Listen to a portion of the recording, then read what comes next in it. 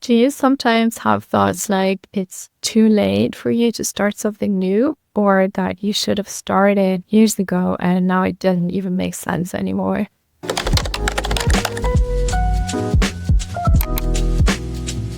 I used to think like that as well. And in this video, I want to share 3 of my favorite ways to overcome those feelings and to get started anyways.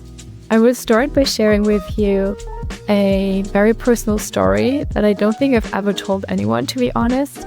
And of course, you don't have to watch that if you're not interested in that part. So if you want to skip ahead to the section where I share 3 practical tips, then you find the timestamps below.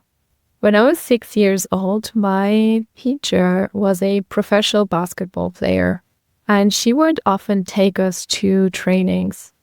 And there was one day where we were playing a game, and I still remember this day so vividly. I really, really enjoyed myself. Like, I had so much fun. And then I actually did shoot the ball into the basket, but it was the wrong one.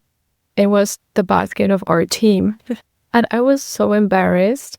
And that was the last day that I played basketball. I just left the field and I started crying and I wanted to go home. And I was so ashamed, and I thought that everybody in my team hated me and that everybody was making fun of me, that I was a bad sports player anyways. And from that experience, so many stories started to build in my brain. And these stories have prevented me from starting new things. Like, I remember when I was 12, I really wanted to start playing volleyball. But in my head, I was telling myself these stories that, first of all, I'm not good at sports. Second of all, I'm too old to start. I was 12. Third, my team members would probably hate me. And if I did something wrong, I would be so ashamed. And I was having all these reasons not to get started.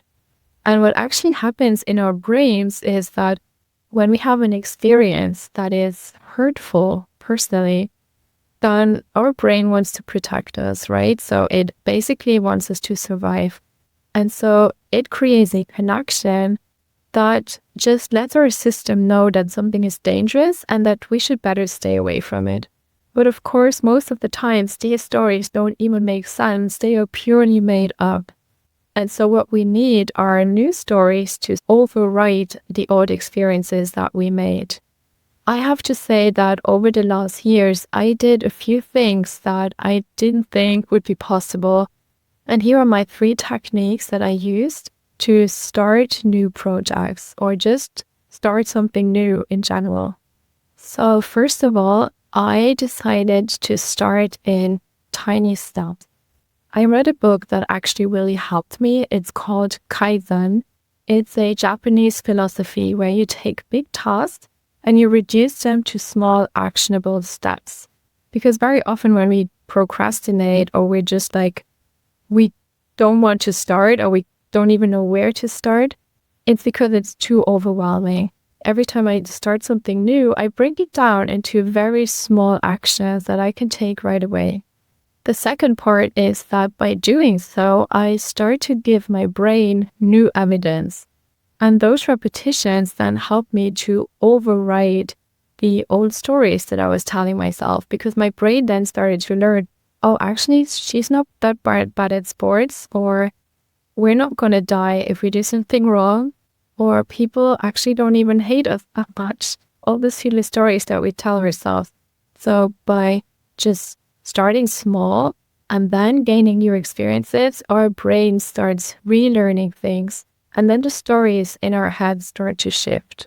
And then the third step, and that can even come first, is that I was trying to be very compassionate toward myself. So instead of beating myself up for being like, why was I so silly? If I had started playing volleyball at the age of 12, I could be a professional player. And the third step is compassion. And I know that's not very cliche, but trust me, it really helps. At least it did in my case. So it started thinking like, I should have started earlier. Why didn't I do that? Or why did I keep myself back from doing this? I'm telling myself actively and sometimes even out loud that it's okay that I felt scared at that moment. but now I can still choose to do something different.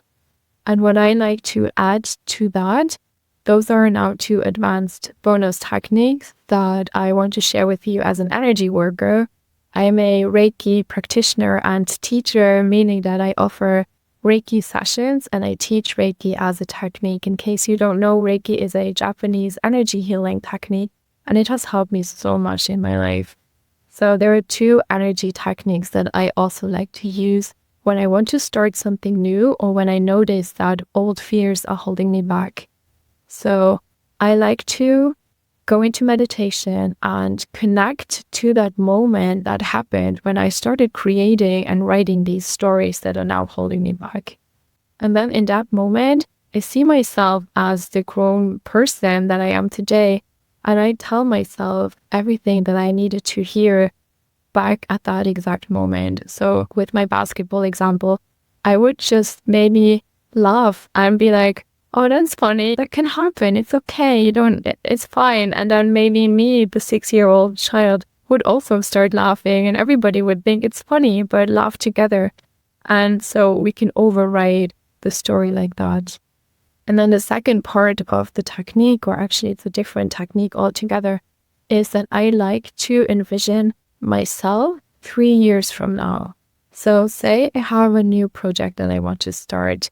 For example, if I want to start learning Japanese now, instead of thinking, oh, I'm too old, I cannot learn a new language anymore, I can create this vision in my mind where I see myself 3 years from now, and I can see myself being in Japan and speaking basic Japanese, having a conversation in Japanese, and then connect to that person, to that feeling. This technique is actually called quantum jumping.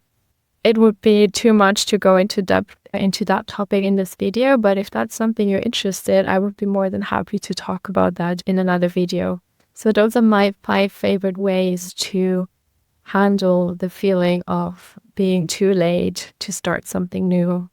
So maybe you've had something in mind that you've been wanting to start learning or doing or experiencing for a long time, and you also have your own stories that kept holding you back.